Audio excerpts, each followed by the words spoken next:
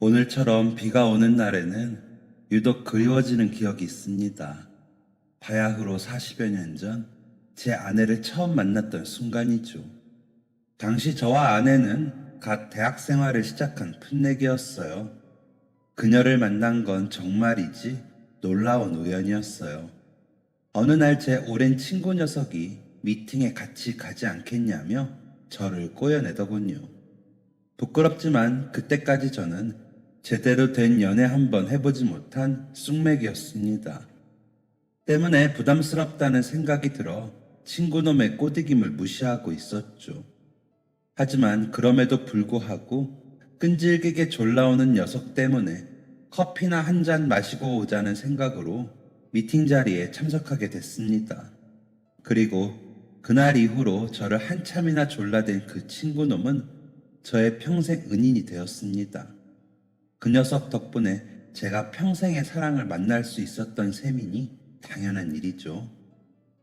커피숍 문을 열고 들어오는 아내와 눈이 마주치는 순간, 그야말로 진부한 표현이지만 숨이 멎는 것만 같았습니다. 4대4로 진행된 만남이었던지라 아내 옆에는 다른 여학생들도 여럿 서 있었죠. 하지만 제 눈에는 오롯이 아내만이 보일 뿐이었어요. 가녀린 목선, 어깨에 살짝 스치는 단발머리, 새카맣게 빛나는 두 눈동자까지. 그때까지 여자와 손조차 잡아보지 못했던 저였지만 그녀를 보자마자 굳게 다짐했습니다. 네, 꼭 저 여자와 결혼식을 올리리라 하고 말이죠. 저희 연애 기간은 꽤나 긴 편이었습니다. 20살 때 처음 만나 무려 8년여의 기간 동안 데이트를 했으니까요. 그간 있었던 일들은 셀 수조차 없이 많았지요. 입대하던 날 그녀가 흘렸던 눈물, 저녁 후 서로를 꼭 끌어안던 순간, 대학 졸업을 앞두고 다녀온 여행까지. 제 입으로 말하기는 부끄럽지만 저는 당시 팔불출에 가까웠습니다. 요즘 사람들 말로는 흔히 사랑꾼이라고들 하더군요. 제가 가장 좋아하는 것은 다름이 아닌 아내에게 편지를 쓰는 시간이었어요. 그녀의 아름다움에 대한 찬사를 한 줄, 그 고운 심성에 대한 감탄을 한 줄, 마지막으로 그녀에게 품은 나의 연심을 담아 한 줄 써내려가면 시간이 어찌나 빠르게 흐르던지요.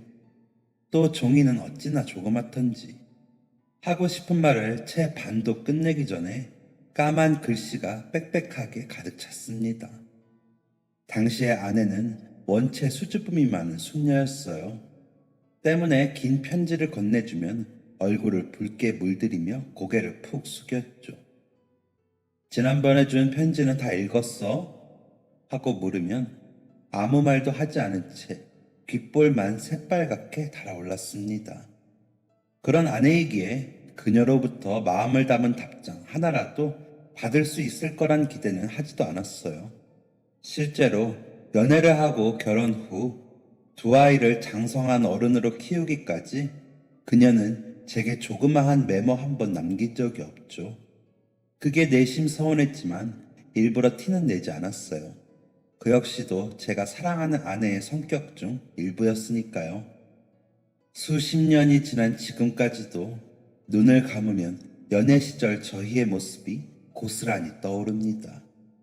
물론 이제는 볼 수 없는 아내이기에 가끔은 한없이 서글퍼지기도 하지만요.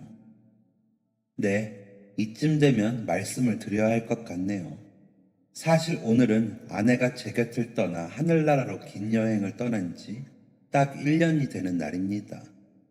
40년 동안 제게는 사랑스러운 여인이었고 두 딸에게는 따뜻한 어머니였던 그녀는 작년 이맘때쯤 기나긴 투병 생활을 마치고 숨을 거두었지요.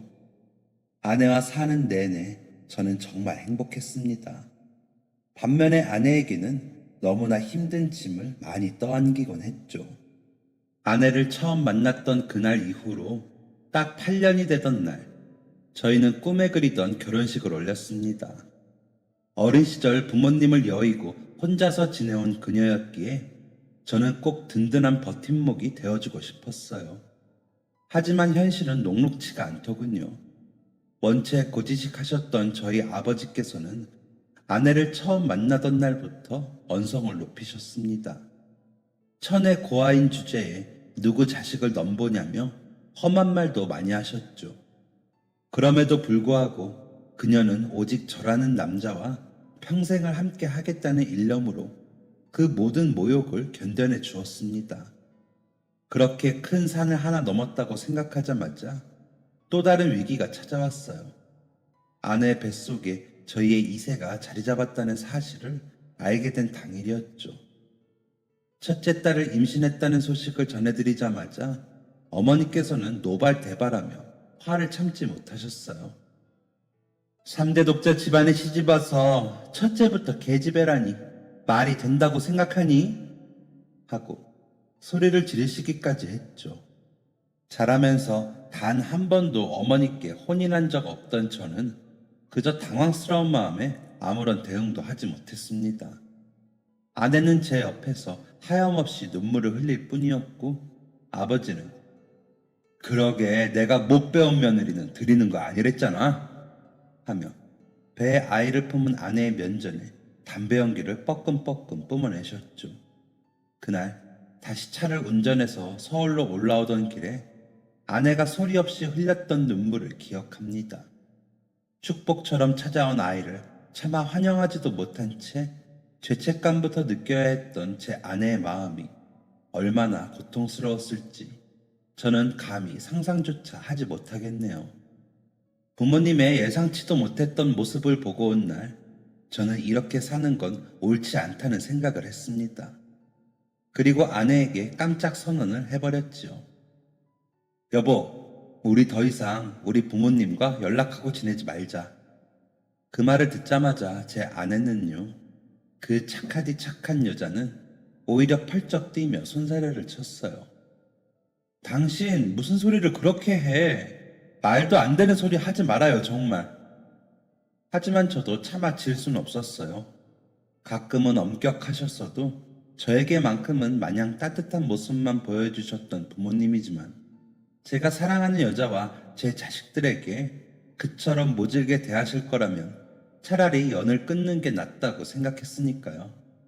그 이후로도 아내는 종종 이번 주말에는 시댁에 가서 잘못했다고 사과드리고 와요. 하다못해 인사라도 좀 드리고, 응? 하고 넌지시 말했지만 저는 물러서지 않았습니다. 누군가는 이런 저를 보고 불효자식이라고 부르실 수도 있어요. 하지만 당시에 저는 제 아이를 가진 여자에게 말도 되지 않을 만큼 심한 모독을 한 부모님과 계속 연을 이어갈 수가 없었네요. 그렇게 세월은 빠르게 지나갔고 어느새 저희 부부에게는 복숭아처럼 뽀얗고 귀여운 딸아이가 생겼습니다. 누구나 자식 앞에서는 팔불출이 된다고 하지만 저는 그 정도가 남달랐던 것 같네요. 직장에서 일을 하면서도 하루 종일 머릿속에서는 딸아이 생각뿐이었으니까요. 아이가 하고 싶다는 것은 다 시켜주고 싶어서 밤을 새워 야근하는 일이 허다했지만 그럼에도 매 시간마다 집으로 전화를 걸어 와이프와 아이의 목소리를 듣곤 했습니다. 저희 첫째 딸 희진이는요, 제 딸이라서 그런 게 아니라 정말이지 똑부러진 아이입니다. 3살이 되기도 전에 말을 떼었고 5살 무렵부터는 혼자 동화책까지 술술 읽었을 정도예요. 게다가 2살 터울인 동생 희수에게도 어찌나 착한 언니인지 두 녀석이 싸우는 모습을 본 게 한 손으로 꼽을 수 있을 정도죠. 아니, 사실 두 딸아이가 어떤 유년 시절을 보냈는지 저는 정확하게 알지 못합니다. 둘째 희수의 출산 예정일을 채 일주일도 남기지 않고 교통사고를 당해버렸거든요. 당시 아내는 배가 남산만큼 부른 만삭 임산부였습니다. 그 무거운 몸으로 희진이를 정성껏 돌봤고 제게도 아침 저녁을 상다리가 부러질 만큼 차려주던 만점 아내이자 엄마였죠. 사고를 당하던 날의 기억은 아직까지도 생생합니다. 1992년 5월 4일. 그날은 월요일이었고 어린이날을 딱 하루 앞둔 날이었어요. 아침에 출근을 하며 여느 때처럼 아내와 깊은 포옹을 했고 다시금 만삭이 된 그녀의 배를 쓰다듬었습니다. 또 머리카락이 복슬복슬하게 자란 희진이의 뺨에도 입을 맞춰주었죠. 그렇게 평범하게 자동차를 몰고 회사로 향하던 중 저는 공사 현장으로 시멘트를 운송하던 레미콘과 충돌 사고를 겪었습니다. 아내의 말을 빌어 설명하자면 당시에 저는 다시 살아나는 게 기적일 정도로 심한 부상을 입었다고 해요. 의사는 단호한 표정으로 해드릴 수 있는 수술을 다 하더라도 의식을 회복하지 못할 가능성이 높습니다. 라고 말했지만 아내는 차마 저를 포기할 수 없었다고 하더군요. 그래서 그간 모아둔 적금을 해지하여 제 수술비를 댔고 정작 자신은 둘째를 출산한 뒤 단 하루도 제대로 쉬지 못하고 바로 일자리를 구해야 했다고 합니다. 시가와는 연락이 끊어진 지 오래. 친정 부모님은 이미 한참 전 세상을 떠나신 상태로 그녀가 얼마나 모진 세월을 홀로 견뎌야 했을지를 상상하면 그저 마음이 천갈래 만갈래로 찢어지는 것만 같습니다. 아내는 당연히도 둘째를 혼자 낳아야 했어요. 분만실에 우렁찬 둘째 딸의 울음소리가 울려 퍼지던 순간 아내 역시도 뜨거운 눈물을 흘렸다고 합니다. 그래도 축복이 찾아와 주니 얼마나 다행인가 싶은 마음이 반이었고 나머지 반은 여자 혼자 두 딸아이를 어떻게 책임져야 하나 싶은 걱정이 가득했다고 하더군요.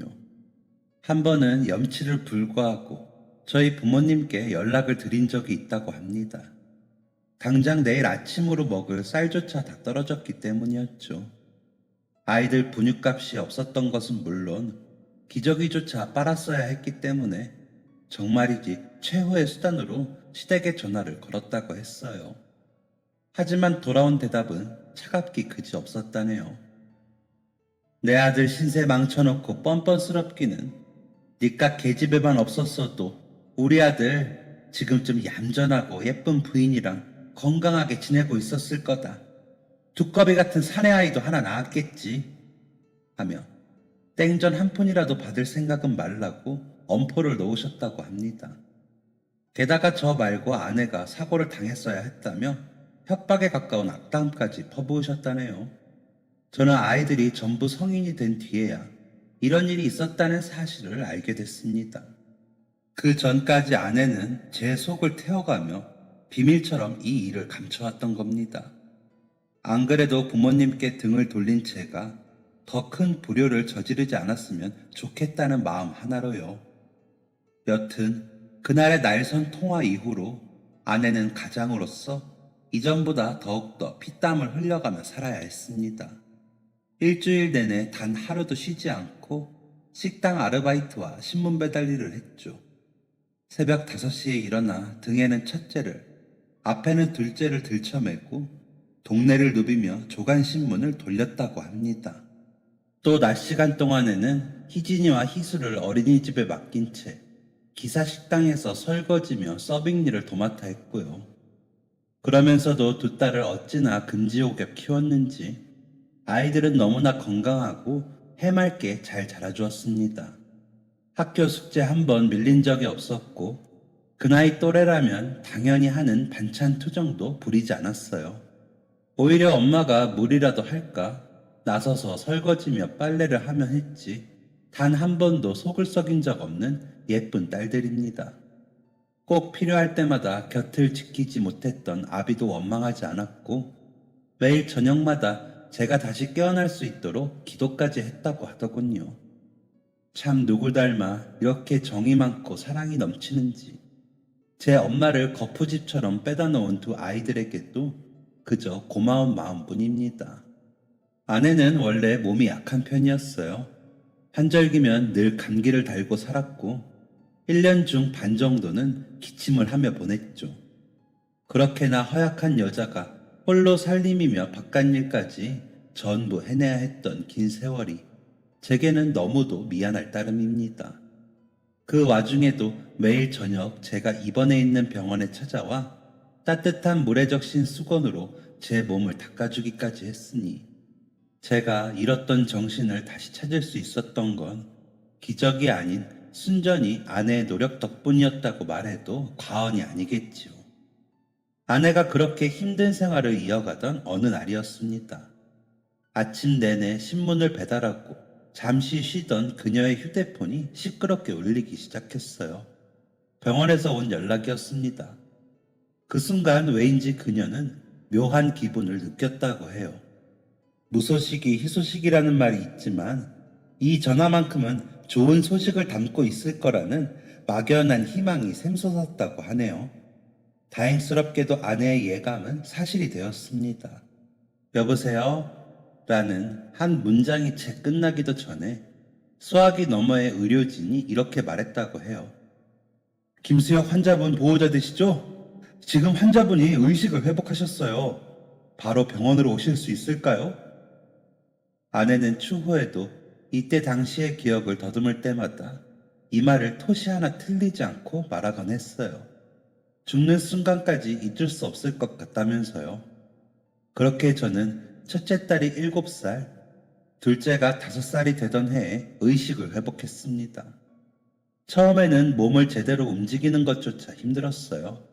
무려 5년이라는 기간 동안 움직임 없이 침대 위에 누운 채로 보냈으니 어찌 보면 당연한 일이었죠.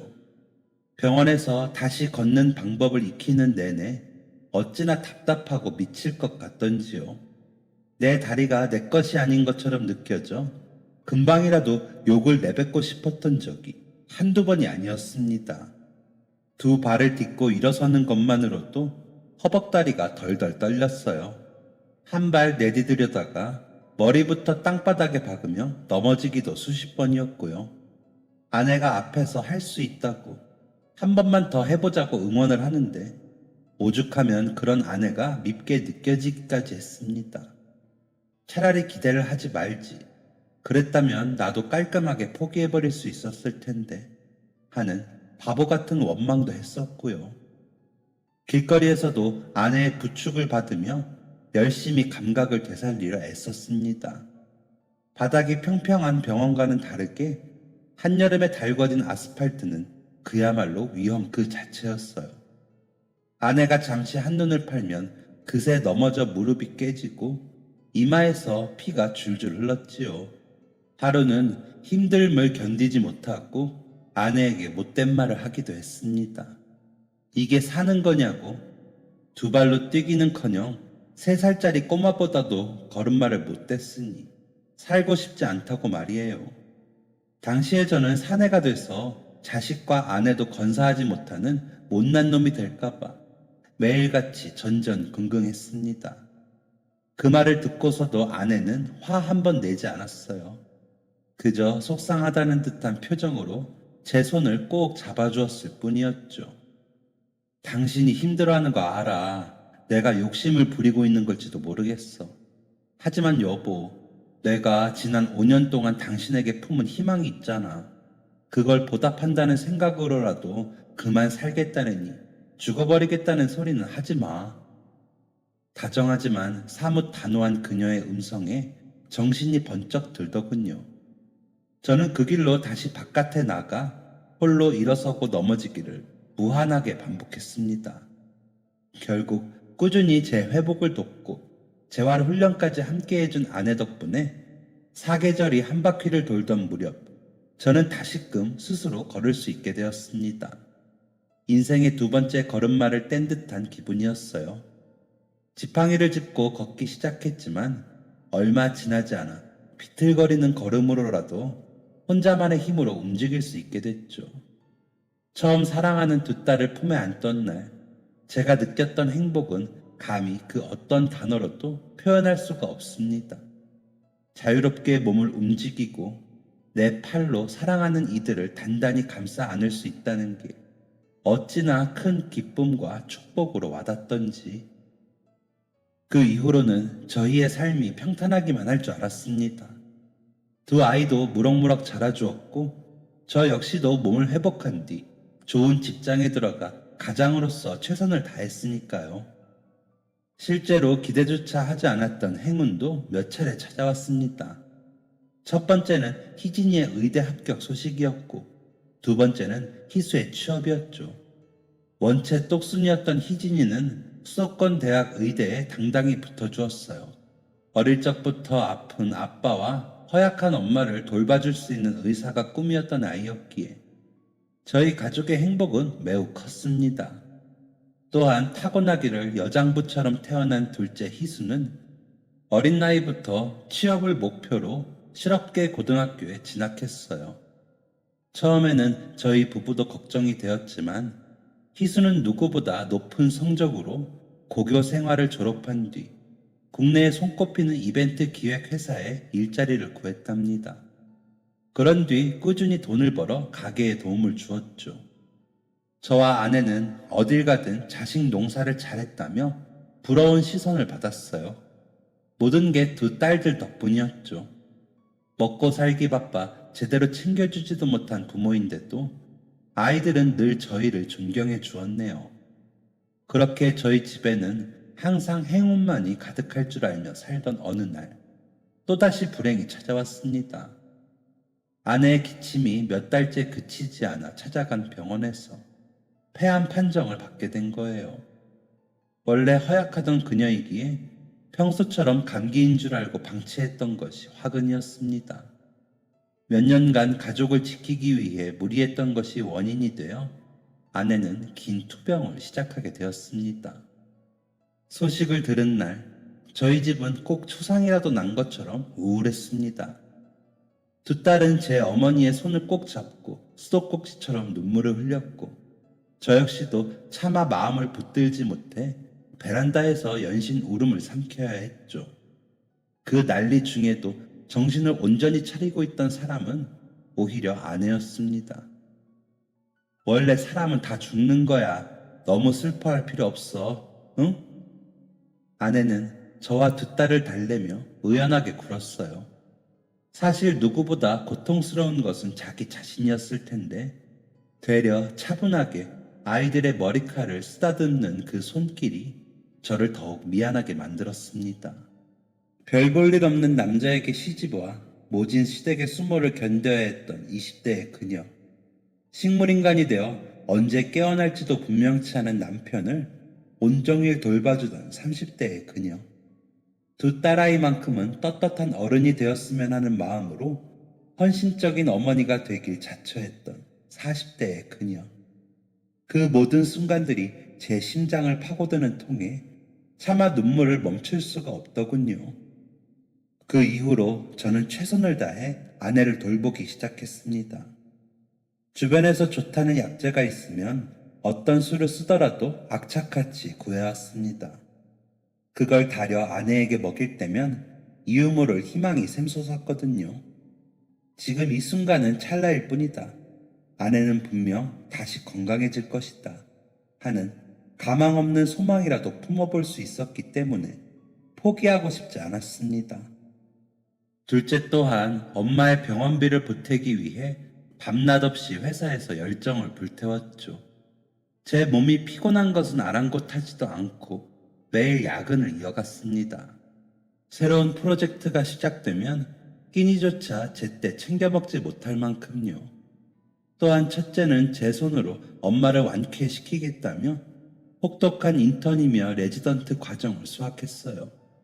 덕분에 우수한 성적으로 의대를 마치고 모교 산하의 병원에서 근무하게 되었죠. 아내도 몸을 회복하기 위해 최선을 다했습니다. 숨이 차올라 제대로 걷지도 못하면서도 하루에 30분씩은 꼭 바깥에 나가 가벼운 산보를 했지요.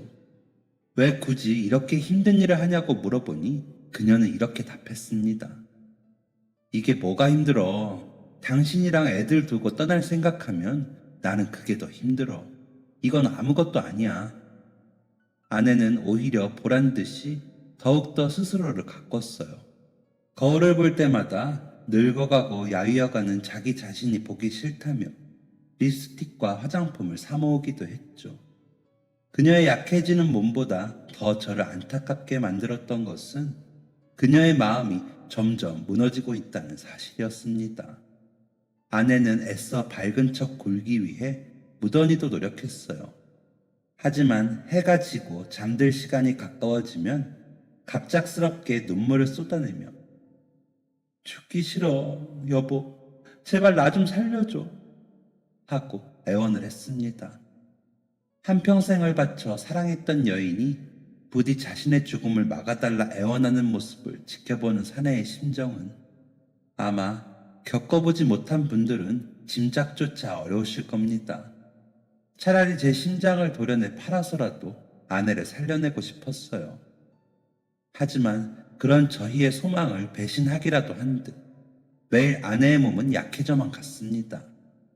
꾸준히 항암 치료를 받으며 버텨준 덕분에 처음 암 판정을 받은 뒤 10년이 넘도록 저희의 곁에서 머물러 주었지만 이 역시도 위안이 되지는 못했습니다. 억지로 그녀를 붙잡아 두느라 오히려 아내를 더 고통스럽게 만드는 건 아닐지 매일같이 의심해야 했어요. 이렇듯 무너져가던 저와는 다르게 두 딸아이는 너무나 건실한 어른으로 성장했습니다. 10년 사이 첫째는 전의무이가 되었고 둘째는 제 이름으로 행사 기획사를 차려 어엿한 대표님으로 자리매김을 했죠. 희진이는 온갖 신약이 나올 때마다 제 엄마가 나을 것이라는 희망을 품고 시험을 해보았어요. 그러나 하늘이 무심하게도 그중 어떤 것도 아내의 건강을 회복시켜주지 못했습니다. 때문에 고통스러운 항암 과정이 반복되었고 그 사이 아내의 몸은 점점 더 야위어만 갔어요. 원래부터 아담하던 그녀였건만 살이 빠지고 또 빠져 나중에는 뼈밖에 남지 않았죠. 온몸에는 털이 한 올도 남지 않았고요. 치료제 부작용으로 인해 피부에는 발진이 생겼습니다. 그 시점쯤 되니 오히려 그녀를 붙잡아두는 게 더 죄스러운 일이라는 확신이 들더군요. 아무리 강한 진통제도 와이프의 고통을 잠재우진 못했으니까요. 병상에 누운 채 참을 수 없을 만큼 지독한 통증에 비명을 지르는 그녀를 보며 저는 결국 결심할 수밖에 없었습니다. 남은 시간이 얼마 없음을 인정하자고 대신 남은 시간을 그 누구보다 행복하게 보낼 수 있도록 최선을 다하자고 말이죠. 엄마가 얼마 뒤면 돌아가실 것 같아. 어느 날 희진이는 애써 차오르는 눈물을 삼키며 저와 희수에게 말했습니다. 벌써 몇십 번은 거쳤던 CT 촬영 결과가 나오던 날이었죠. 희수는 넋이 나간 사람처럼 아무런 대답도 하지 못했습니다. 차마 부정할 수 없는 사실이었으니까요. 가족 모두가 외면하고 있었을 뿐 아내의 죽음은 결코 막을 수 없는 일이었어요.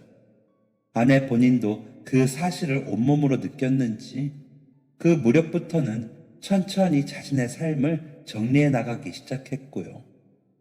여보, 나 남은 시간은 집에서 보내고 싶어. 아내는 진심 어린 표정으로 선언했어요. 저와 두 딸은 긴 상의 끝에 그녀를 집으로 데려오기로 결심했습니다. 특히 이미 많은 환자의 임종을 지켜봤던 희진이의 의견이 컸어요. 병원에서 죽을 날만을 목 놓아 기다리게 하는 건 엄마에게 할 행동이 아니라고 생각했던 거죠. 그렇게 제 아내는 다시 집으로 돌아왔습니다. 하지만 꾸준히 약값을 대기 위해서 저는 일을 나가야만 했어요. 때문에 그녀를 홀로 내버려두는 시간이 꽤나 길었습니다. 그래도 아내는 불평 한마디 하지 않았어요. 오히려 저와 희수 그리고 희진이를 위해 집을 쓸고 닦았고 가끔 밑반찬을 만들기도 했습니다. 제발 그러지 말라고 누워서 쉬라고 말을 해도 가만히 있지 않았어요.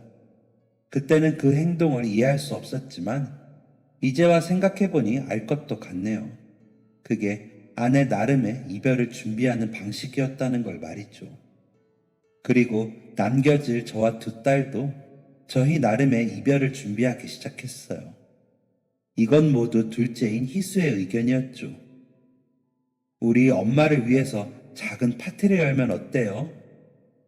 처음 그 말을 들었을 때는 조금 엉뚱한 아이디어라고 생각했어요. 하지만 아이의 말을 더 듣다 보니 알 것 같더군요. 아내를 마냥 꽁꽁 감싸기만 하는 건 답이 아니라는 것을요. 실제로 아내도 비슷한 말을 한 적이 있었습니다. 자신이 곧 세상을 떠날 것이라는 것은 스스로도 안다고 말이죠. 그러니 부디 자기를 환자 취급하지 말고 남은 시간이라도 즐겁게 보낼 수 있도록 도와달라고 했습니다. 그때는 마침 저와 아내가 결혼을 한 지 40주년이 되던 때였어요. 그래서 저희는 처음이자 마지막이 될 결혼기념일 파티를 열기로 결심했습니다. 아내에게는 비밀로 한 채 행사를 준비해야 했어요. 마침 작은 딸이 운영하는 회사가 행사를 기획하고 개최하는 일을 하고 있었던 덕분에 큰 도움을 받을 수 있었네요. 다양한 소품들을 준비하고 아내가 좋아하던 과일과 다과류를 구매했습니다. 예쁜 현수막도 제작했고요. 저희에게 주어진 시간은 결코 길지 않았습니다. 아내가 버텨줄 수 있는 기간 동안 모든 것을 완벽하게 준비해야 했죠. 저와 두 아이들 모두 최선을 다했습니다. 덕분에 다행스럽게도 파티를 열기 사흘 전 모든 준비를 마칠 수 있었고요. 그런데 늘 비극은 예상치 못한 순간에 찾아오더군요. 행사를 불과 이틀 남긴 날이었습니다. 갑자기 희진이로부터 전화가 왔더군요. 엄마가 집에서 쓰러져서 갑작스럽게 병원으로 옮겨왔다고 말이죠. 딸애가 새벽까지 근무를 마치고 퇴근을 해서야 쓰러진 엄마를 발견했다고 하니 자칫 조금만 더 늦었더라면 돌이킬 수 없는 상황이 벌어졌을지도 모르는 일이었습니다. 그날 간신히 아내의 숨을 붙여놓고 희진이는 정신을 잃을 때까지 뜨거운 눈물을 흘렸어요. 더 이상 이런 노력이 무슨 의미가 있어요, 아빠. 난 오히려 엄마를 괴롭게 만드는 것 같아요. 더는 못하겠어요. 아이를 위로하고 싶었지만 저로서도 해줄 수 있는 말이 없었습니다. 그 순간 저는 그저 못난 아비의 못난 남편이었을 뿐이었어요. 5년간 제 병수발을 드느라 병에 걸린 아내, 차마 딸을 달래줄 수도 없는 아빠, 그게 저였습니다. 결국 아내는 호스피스 병동에 입원할 수밖에 없었어요. 24시간 내내 그녀를 지켜줄 의료진 없이는 단 한순간도 안심할 수 없는 상황이었으니 말이에요. 다행스럽게도 간신히 의식을 차리긴 했지만 아내는 차마 몇 마디 말을 할 기운조차 없는 듯 보였습니다. 여보, 제발 내 곁에 조금만 더 있어줘. 응? 그녀의 손을 잡고 간절히 애원했습니다. 아내는 힘없는 눈빛으로 그저 저를 바라볼 뿐이었고요. 그 맑은 눈동자에서 몇 방울의 눈물이 떨어지는 걸 보니 누군가 제 심장을 도려내는 듯 통증이 느껴지더군요. 그리고 그 순간 저는 깨달았습니다. 아내가 진정 원하는 게 무엇인지 말이에요. 그녀는 남겨질 저희가 아프지 않길 바랐던 겁니다. 저희의 기억에 아프지 않은 모습으로 다정한 엄마이자 아내로 남길 바랐던 거죠. 그걸 깨닫는 순간 저는 희수에게 전화를 걸었습니다. 그리고 말했죠. 파티 말이야, 예정대로 진행하는 게 좋겠다. 그렇게 저희는 계획했던 것과 조금의 차이도 없이 파티를 열었어요. 의료진 분들의 도움도 받을 수 있었습니다. 그날 하루만큼은 1인실에 머물며 화려한 장식을 곁들인 잔치를 열었죠. 함께 케이크도 자르고 많은 환자분들을 불러 축하도 받았습니다. 저는 이토록 아름다운 여자와 40년이라는 세월을 보낼 수 있어 영광이었다고 모든 이들의 앞에서 선포했습니다. 그날의 그 뜨거운 박수를 저는 평생 잊지 못할 거예요. 희진이가 사온 폴라로이드 카메라와 아내의 담당 간호사님이 빌려준 디지털 카메라로 사진도 아낌없이 찍었습니다. 아내의 얼굴에도 간만에 고통 외에 다른 감정이 떠올랐어요. 순수한 기쁨과 행복이요.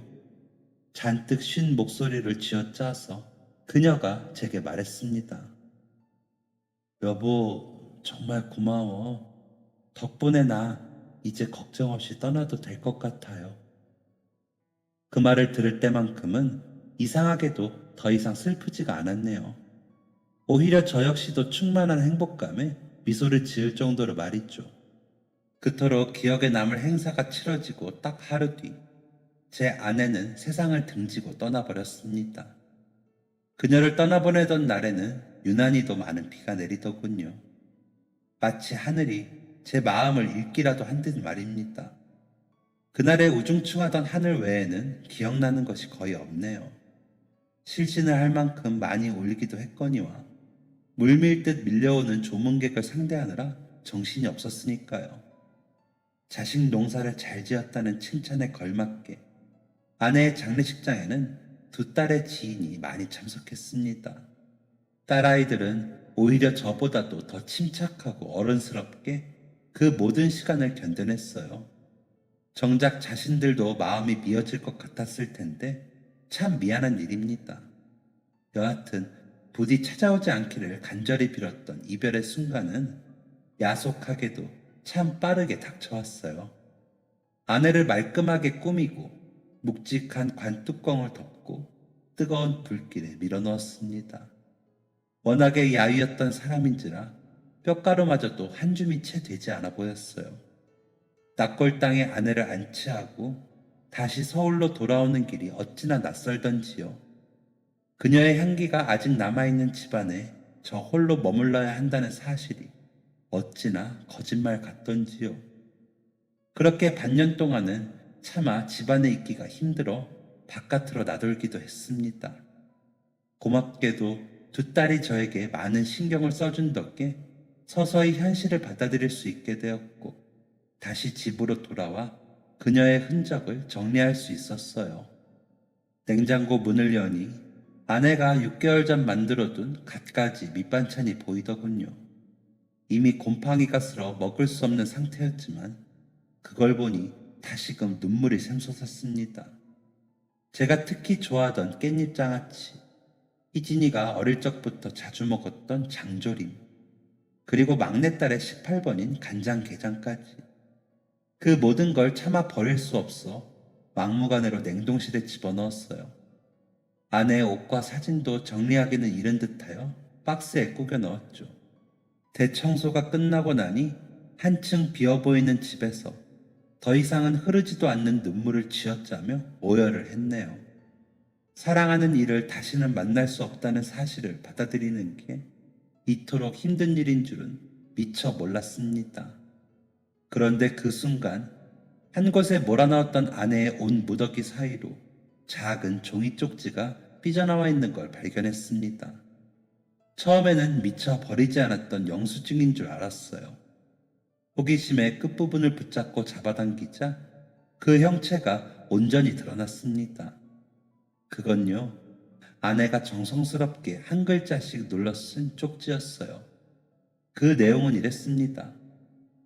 당신과 첫 데이트를 하던 날 입었던 원피스. 그걸 보는 순간 알 수 있었습니다. 이게 끝이 아니라는 걸 말이에요. 분명 집안 곳곳에 더 많은 흔적이 남아있을 거라는 직감이 느껴지더군요. 그렇게 애써 정리해둔 짐을 다시금 미친 사람처럼 뒤적거렸습니다.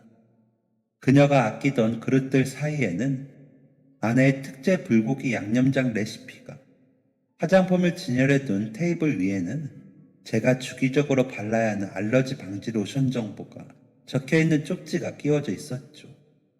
또한 옷장에 걸려있던 블라우스에는 희진이에게 물려줄 것, 세련된 청바지 주머니에는 희수가 입으면 예쁠 것 같아 라는 메모가 끼워져 있었고요.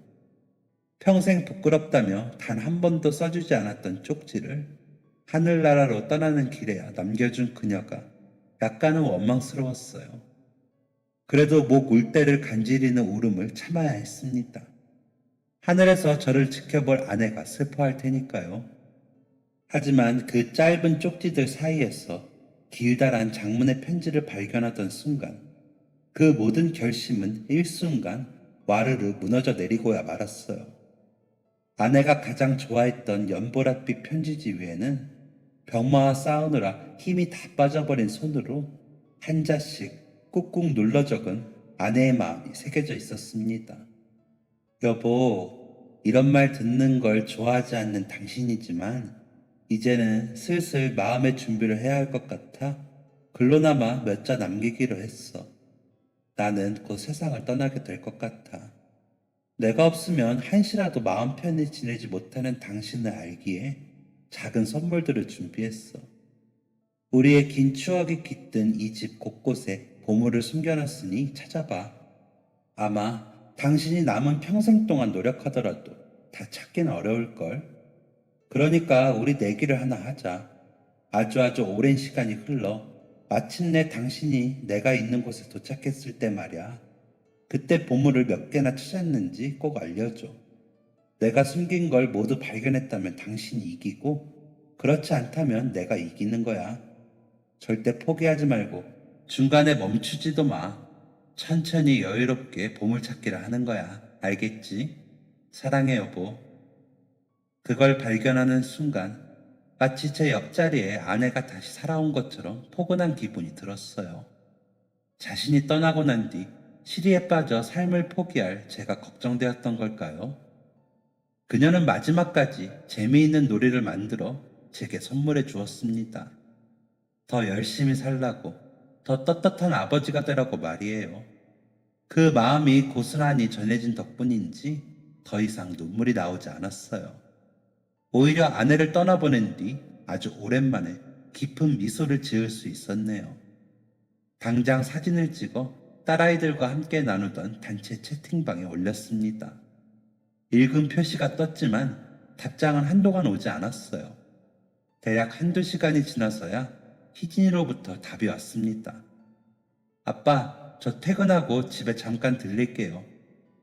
곧이어 희수 역시도 오늘 저녁 같이 먹어요 하고 메시지를 보내왔습니다.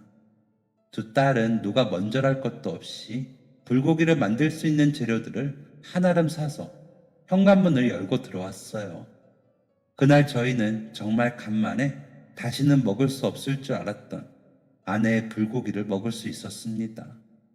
요리에는 영 재능이 없던 저지만 그녀가 어찌나 친절하게 레시피를 적어두었는지 곧잘 불고기 한 접시를 완성해냈죠. 어때? 엄마가 해줬던 거랑 비슷하니? 제가 두 딸에게 묻자 녀석들은 깜찍하게도 서로 시선을 주고받더라고요. 한참이나 대답 없이 웃음만 짓던 희수가 마침내 장난기 어린 목소리로 대답했습니다. 앞으로 주말마다 모여서 아빠가 해주는 불고기 먹어야겠다. 혹시 알아요? 계속 연습하다 보면 언젠가는 엄마 손맛이 날지. 딸들의 솔직한 평가를 들으니 저도 모르게 푸하하고 웃음이 터졌습니다. 그렇게 아주 간만에 두 딸과 저는 말 그대로 파한대소를 하며 즐거운 저녁 식사를 했네요. 식탁 앞에는 내 가족이 웃으며 찍은 결혼 40주년 기념일 사진이, 입안에는 아내가 만들어주었던 것과 똑같은 달달한 불고기가, 그리고 제 앞에는 아내의 예쁜 눈과 코를 빼닮은 두 딸이 있었어요. 그제서야 알겠더군요. 그녀는 세상을 떠났지만 결코 저희의 곁을 떠난 것은 아니라는 걸 말입니다. 그 식탁 앞에서 저희 가족은 20여 년 전으로 돌아간 것만 같았어요. 고교 입학을 코앞에 둔 희진이와 갓 중학생이 된 희수, 그리고 젊은 날에 저와 환한 미소를 띤 와이프가 둘러앉아 있었죠. 그 누구도 아프지 않고 그 누구도 슬프지 않은 모습으로요. 온 가족이 한 곳에 모여 있다는 것만으로도 가슴 벅차게 행복했던 나날이 고스란히 떠올랐습니다. 아마 이 사연을 듣고 계신 여러분 중에서도 저처럼 사랑하는 가족을 먼저 떠나보낸 경험을 가진 분이 계실 겁니다. 그 텅 빈 듯한 마음을 전부는 아니더라도 어느 정도는 공감할 수 있어요. 제가 감히 여러분께 한마디를 드리자면 더 이상 그들을 만날 수 없다는 사실에 공허함을 느끼지 않으셔도 된다는 말을 하고 싶네요. 눈에는 보이지 않겠지만 아직도 그들과 함께 했던 추억과 기억은 우리 마음에 있으니까요. 우리가 기억하는 동안만큼은 적어도 그 시간 동안은 그들 역시 우리의 곁에 있다는 사실을 꼭 기억하시기 바랍니다. 그리고 먼 훗날 다시 그들과 만날 그 순간을 위해서 최선을 다해봐요, 우리. 저는 이제부터 하늘에 있는 아내에게 부끄럽지 않은 남편이 되기 위해 노력할 겁니다. 언젠가 그녀와 재회하는 날 보다 떳떳하고 자랑스러운 모습으로 그녀의 따뜻한 품에 안기기 위해서라도요. 끝으로 원체 라디오나 사연 비디오를 듣는 걸 좋아하던 제 아내에게 한마디 하겠습니다. 내 평생의 연인 미경아, 못난 남편을 만나 고생만 하다 떠난 나의 사랑아. 이제는 부디 나를 잊고 그저 행복하고 편안하게 지내길 바래. 당신과 함께했던 지난 40년이 내겐 매일같이 행복이었어. 다시 만날 그날까지 나는 더욱 최선을 다할게. 희진이와 희수가 좋은 남자를 만나 결혼을 하고 자기들을 꼭 빼닮은 자식들을 낳을 때까지 건강하게 살게. 그리고 당신을 다시 만나게 된다면 그때까지 보고 들은 세상 이야기를 고스란히 전해줄게. 사랑해. 그리고 정말 미안했어. 당신의 왕자님이 되고 싶었던 수혁. 지금까지 사연 들어주셔서 감사합니다. 사연 재밌으셨다면 구독과 좋아요를 눌러주세요. 감사합니다. 안녕히 계세요.